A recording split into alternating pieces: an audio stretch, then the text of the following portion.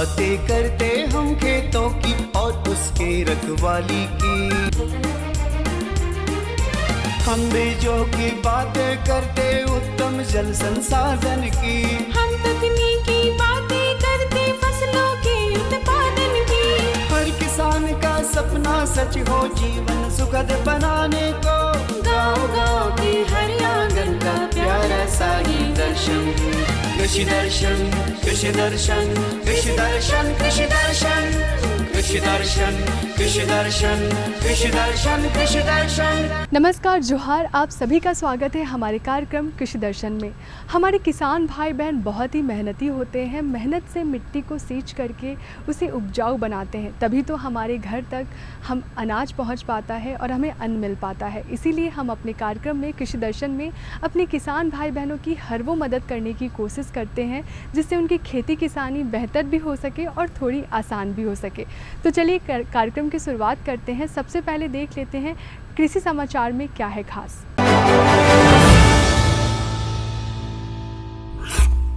नमस्कार, कृषि समाचार में आपका स्वागत है। मैं हूं गोपाल कृष्णा। आइए देखते हैं आज कृषि समाचार में क्या है खास। खरीफ फसलों के लिए सहायता देता है मुख्यमंत्री कृषि आशीर्वाद योजना। शुक्रों को स्वाइन फीवर रोग से बचाव के लिए कराएं टीकाकरण। फूलों की बेहतर कटाई करता है रोज सिकेटियर।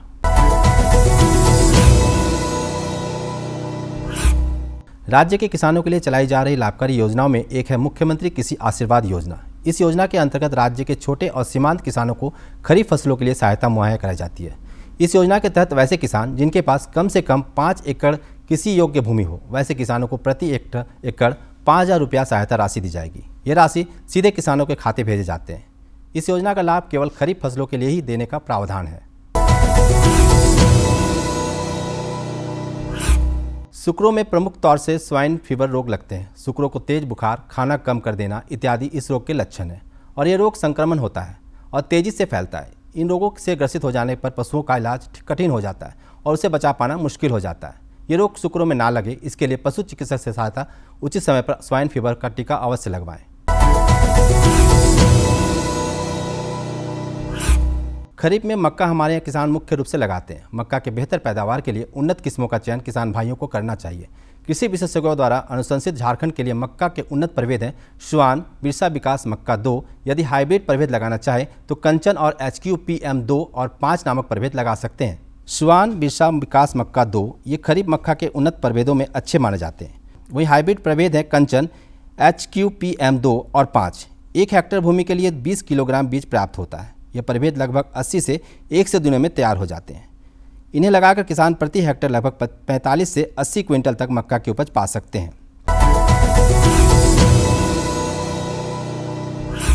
अमरूद के बागानों में इस समय फल मक्खी के प्रकोप होने की संभावना रहती है। अमरूद के पक जाने की स्थिति में फल मक्खी फलों में छेद कर उसमें अंडे दे देते हैं, जिससे फसल को काफ़ी नुकसान होता है। फ्रूट फ्लाई ट्रैप फल मक्खी के नियंत्रण का सबसे आसान उपाय है।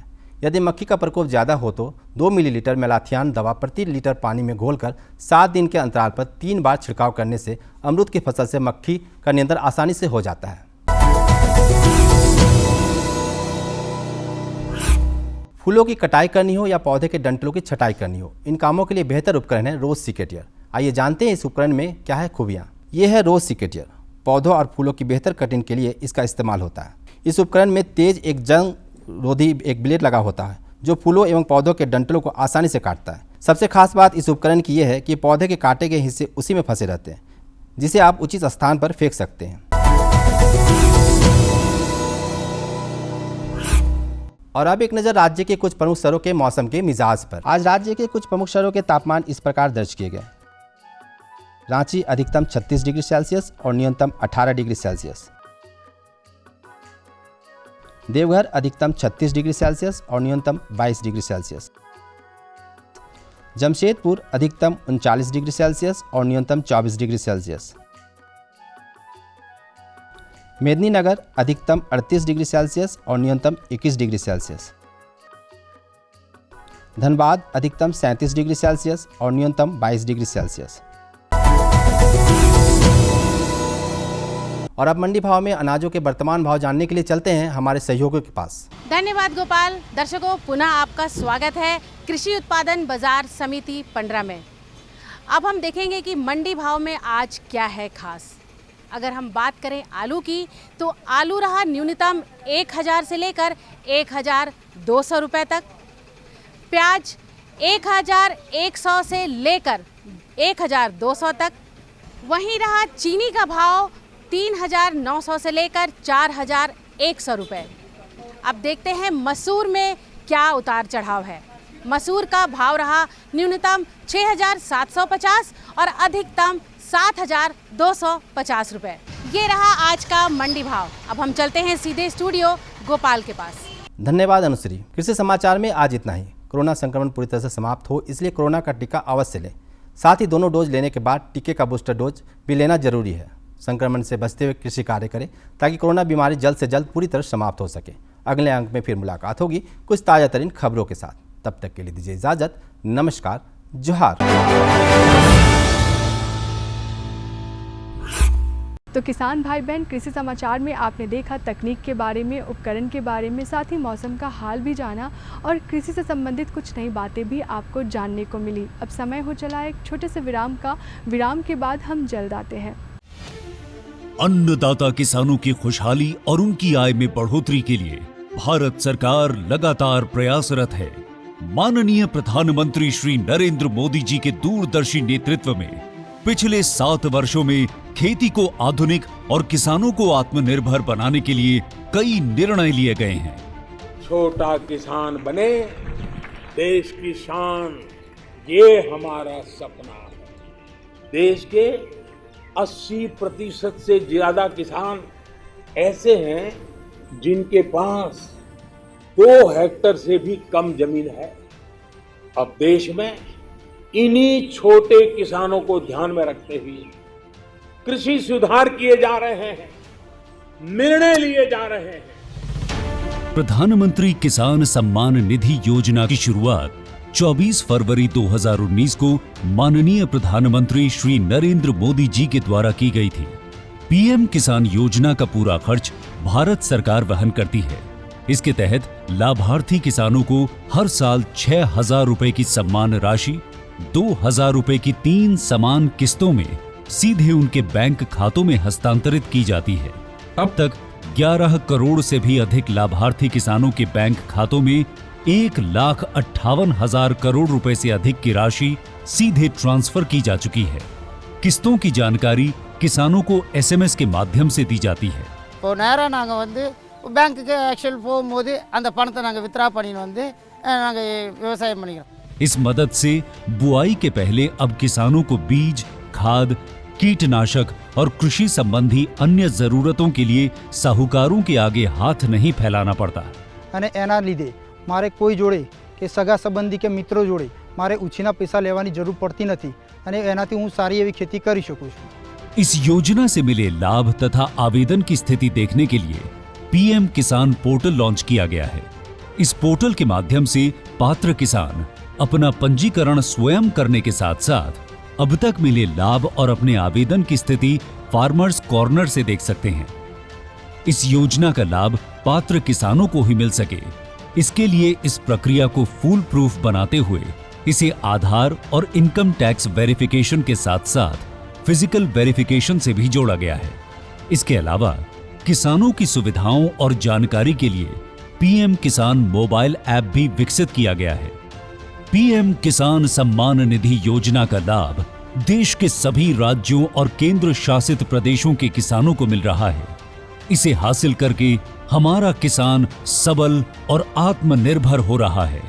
इस स्कीम ने हमारा भारत सरकार ने हमारा किसान के लिए बहुत बड़ा सम्मान दिया है। इसीलिए हम भारत सरकार को, प्रधानमंत्री नरेंद्र मोदी जी को हम बहुत बहुत धन्यवाद देती हूँ। आत्मनिर्भर भारत की पहचान प्रगतिशील और समर्थ किसान।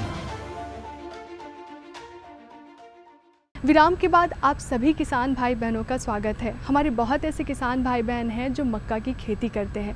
तो मक्का की खेती में भी बहुत तरह के रोग और कीट भी लगते हैं, जो हमारे किसान भाई बहनों की जानकारी होना बेहद ज़रूरी है। और अगर आप किसी भी मौसम में मक्का की खेती करते हैं तो उसकी भी जानकारी होना बेहद ज़रूरी है कि उसका ख्याल कैसे रखें। तो आज हम आपको बताएंगे खरीफ मक्का फसल उत्पादन के बारे में। तो चलिए देखते हैं फीचर और लेते हैं जानकारी। मक्का एक बहुउपयोगी फसल है। कार्बोहाइड्रेट, प्रोटीन और विटामिनों से भरपूर मक्का शरीर के लिए ऊर्जा का अच्छा स्रोत है। साथ ही यह बेहद सुपाच्य भी होता है। यही वजह है कि भारत में बड़े पैमाने पर इसकी खेती की जाती है। हमारे यहाँ मक्का की खेती 3 ऋतुओं में की जा सकती है।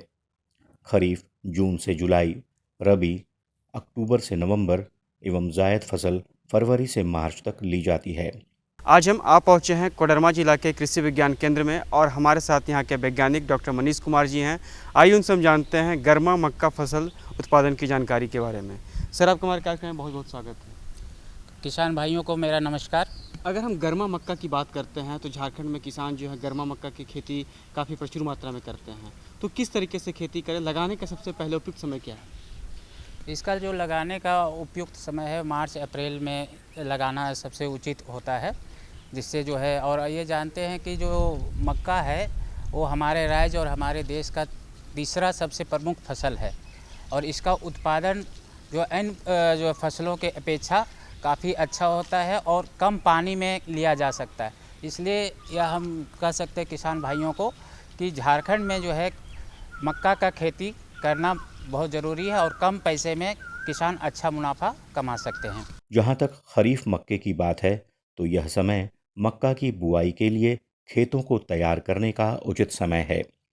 मानसून का आरंभ अर्थात वर्षा के आगमन के साथ मक्का की बुआई करनी चाहिए, परंतु अगर सिंचाई के पर्याप्त साधन हों तो 10 से 15 दिन पहले भी बुआई की जा सकती है। बीजों की बुआई मेड़ के किनारे व ऊपर 3 से 5 सेंटीमीटर की गहराई पर करनी चाहिए। मक्का लगाना चाहते हैं तो पहले जो है खेत जो करना है उसमें गहरी जुताई कर देना है, ताकि उसमें जो जितने भी कीड़े मकोड़े या जो बीमारी के जो अंडे होते हैं ये सारे नष्ट हो जाते हैं। उसके बाद 2-3 बार जो है आड़े तिरछे जुताई करके जो है सड़ी गोबर 10 से 15 टन सड़ी गोबर दे देना, फिर उसकी जुताई कर देना और फिर जो है मक्के को लाइन में जो है लगाना है। हम देखते हैं अमूमन जो है मक्का 3 तरह का जो है किसान भाई लगाते हैं, जो है संकर मक्का, संकुल मक्का और सामान्य मक्का। तो जो संकुल मक्का किसान भाई लगाते हैं, मतलब जो हाइब्रिड किस्म का मक्का लगाते हैं, उसका जो बीज दर होता है 12 से 15 केजी पर हेक्टेयर होता है और जो सामान्य मक्का किसान भाई लगाते हैं उसका बीज दर जो होता है 20 से 25 केजी होता है और जो संकुल मक्का लगाते हैं उसका 15 से 20 केजी प्रति हेक्टेयर होता है। जो पौध हम लोग जब लगाते हैं उसको लाइन में लगाते हैं, तो यदि किसान भाई हल आप के पीछे लगा रहे हैं तो उसकी जो गहराई होनी चाहिए 3 से 4 सेंटीमीटर होनी चाहिए, तथा जो लाइन से लाइन के बीच की दूरी होनी चाहिए वो 60 सेंटीमीटर और पौध से पौध की दूरी जो होनी चाहिए वो 20 सेंटीमीटर होनी चाहिए। ये हाइब्रिड केस में। लेकिन जो सामान्य किस्म में जो है हम लोग उसकी दूरी जो 40 सेंटीमीटर और 20 सेंटीमीटर रखते हैं। पौधे लगाते हुए उनके बीज की दूरी का ध्यान रखना भी आवश्यक होता है। बीज को बोने के दौरान पौधों में अंतर लगाए जाने वाली प्रजाति के अनुसार होना चाहिए। जहाँ तक उन्नत किस्मों की बात है तो जवाहर मक्का 8, विवेक 4, प्रताप हाइब्रिड मक्का 1, अमर, आज़ाद कमल, पंत संकुल, चंद्रमणि, पूसा और बिरसा कृषि विश्वविद्यालय से तैयार किस्में प्रमुख हैं। आप लगाने के पहले बीज उपचार जरूर कर लें। जो बीज उपचार फंजीसाइड, इंसेक्टिसाइड और से हम लोग करते हैं, जो थीरम या कार्बेंडाजिम 2 से 2.5 ग्राम पर केजी बीज के दर से और क्लोरोपाइरीफॉस जो 3 से 4 ml प्रति केजी बीज के दर से हम लोग उसका बीज उपचार कर सकते हैं। उसके साथ ही जो है उसको एजोस्पाइरलम के द्वारा भी कर सकते हैं। यदि ये तीनों चीज़ से हम लोग बीज का उपचार कर रहे हैं तो वो याद रखें कि सबसे पहले जो हम लोग कवकनाशी मतलब फंजीसाइड से बीज का उपचार करेंगे, फिर जो है कीटनाशी से करेंगे, फिर जो है हम लोग कल्चर से उपचार करेंगे, जैसे एजोटोबैक्टर जो एजोस्पाइरलम से करेंगे। ये तीनों को जो हम इसी क्रम में करेंगे तभी हमको समुचित लाभ मिलेगा। और बीज उपचार करने से क्या होता है कि बाद में आने वाले जितने भी बीमारी हैं और उससे होने वाले नुकसान, हम देखते हैं कि जो यदि हमारे फसल में किसी तरह का बीमारी आ जाता है तो लगभग जो है 50 से 60% तक हमें जो उत्पादन में हानि पहुंचता है। पूरे फसल की अवधि में 400 से 600 मिलीमीटर पानी की आवश्यकता होती है। मक्के के खेत में 15 से 20 व 25 से 30 दिनों तक खरपतवार नियंत्रण व निकाई गुड़ाई करनी चाहिए। प्रजाति के आधार पर फसल की कटाई की अवधि होती है। कटाई के समय दानों में लगभग 25% तक नमी रहती है। हमारा मक्का का जो उत्पादन किया जाता है वो न्यूट्रल रेंज में किया जाता है, मतलब जो है 6.5 से 7.5 pH के बीच करना चाहिए। यदि हमारा मिट्टी अम्लीय है तो हम लोग उसका पहले जो है लाइम से जो है मतलब चूना से जो है उसका उपचार कर लेंगे, तब हम लोग मक्का का उसमें ये फसल लगाते हैं। और यदि हमारा हाइब्रिड किस्म में है तो हम लोग NPK जो है 120-60 के दर से, यदि सामान्य किस्म है तो हम लोग उसमें जो है NPK जो है नाइट्रोजन, फास्फोरस और पोटास का जो मात्रा 80-40 के दर से इस्तेमाल करेंगे। और पोटास और फास्फोरस की पूरी मात्रा जब हम लगाते समय ही इस्तेमाल कर देते हैं, तथा नाइट्रोजन की आधी मात्रा लगाते समय, और जो आधी मात्रा बच जाती है उसको हम लोग फिर 2 भाग में बांट देते हैं। एक भाग जो है हम लोग 20 से 25 दिन के लगाने के बाद इस्तेमाल करते हैं, और बाकी जो मात्रा है जब उसका बाली निकलने लगता है उस समय करते हैं, तब हमारा उत्पादन में जो है 20 से 25% ज़्यादा उत्पादन मिलता है। डॉक्टर साहब, आपने ये बताया कि उर्वरक के बारे में बताया, और चलते चलते हमारे किसान भाइयों को मक्का में कौन कौन से रोग होते हैं, उससे बचाव के लिए क्या करें, संक्षिप्त में बताएं। अनुमान देखा जाता है कि जो इसमें केवल 2 ही जो कीड़े का प्रकोप ज़्यादा होता है, एक तना छेदक और एक जो है पत्ती छेदक का। यदि ऐसा हो तो हम लोग सबसे पहले जो है बीज उपचार करें, और कोशिश करें जो है रेसिस्टेंट वैरायटी का जो है आप प्रयोग करें, जैसे गंगा सफ़ेद 2 का। इसके साथ ही क्या करें, अब क्रॉप रोटेशन का करें, फसल चक्र को अपनाएं। और जो इसके दूसरे तरह जो बीमारी इसमें बहुत कम आते हैं, इसमें जैसे डाउनी मिल्ड्यू एक बीमारी है, और दूसरा जो है रस्ट आता है। तो यदि इस तरह का, और चारकोल रोट आता है, तो बीज उपचार जरूर करें। किसान भाइयों को मेरा सलाह है कि कम पैसे में आप ज़्यादा मुनाफा ले सकते हैं। तो किसान भाई बहन, अभी आपने देखा खरीफ मक्का फसल के बारे में। अब आपको खरीफ में मक्का की खेती करने में कोई दिक्कत नहीं आएगी इस जानकारी से। आशा करते हैं इससे आप काफ़ी लाभान्वित हुए होंगे। तो चलिए कार्यक्रम में बढ़ते हैं आगे और आपको देते हैं अपनी दूसरी जानकारी। हमारी दूसरी जानकारी है गर्मियों में बकरियों में होने वाले रोग और उन्हें लू से कैसे बचाया जाए। गर्मी का मौसम तो चल ही रहा है और हमारे बहुत ऐसे किसान भाई बहन हैं जो पशुपालन करते हैं और साथ ही बकरी पालन करते हैं, जिससे उनकी जो आमदनी है वह दुगुनी हो सके। तो गर्मी में बकरियों का ख्याल करना बेहद ज़रूरी होता है, क्योंकि उन्हें लू से भी कैसे बचाया जाए ये हमारे बहुत ऐसे किसान भाई बहन को जानकारी नहीं होती है। तो आज हम विशेषज्ञ से मिलेंगे और लेंगे इसके बारे में अधिक जानकारी। तो चलिए मिलते हैं विशेषज्ञ से और लेते हैं जानकारी। कृषि दर्शन कार्यक्रम में आपका स्वागत है। मैं हूं नीरज। आज हम आ पहुंचे हैं कृषि विज्ञान केंद्र कोडरमा। हमारे साथ हैं डॉक्टर सुधांशु शेखर। आइए इनसे हम जानते हैं गर्मियों में बकरियों में होने वाले रोग और लू से बचाव कैसे करें। डॉक्टर साहब, आपका बहुत बहुत स्वागत है। धन्यवाद किसान भाइयों। मेरा नाम डॉक्टर सुधांशु शेखर है। मैं कृषि विज्ञान केंद्र में विषय वस्तु विशेषज्ञ के रूप में काम कर रहा हूँ। ये बड़ा ही समसामयिक आपने क्वेश्चन पूछा है हमसे, आपने प्रश्न उठाया है कि बकरियों में होने वाले रोग एवं ये जो अभी गर्मी का चल रहा है इसमें कैसे लू से बचाव किया जाए।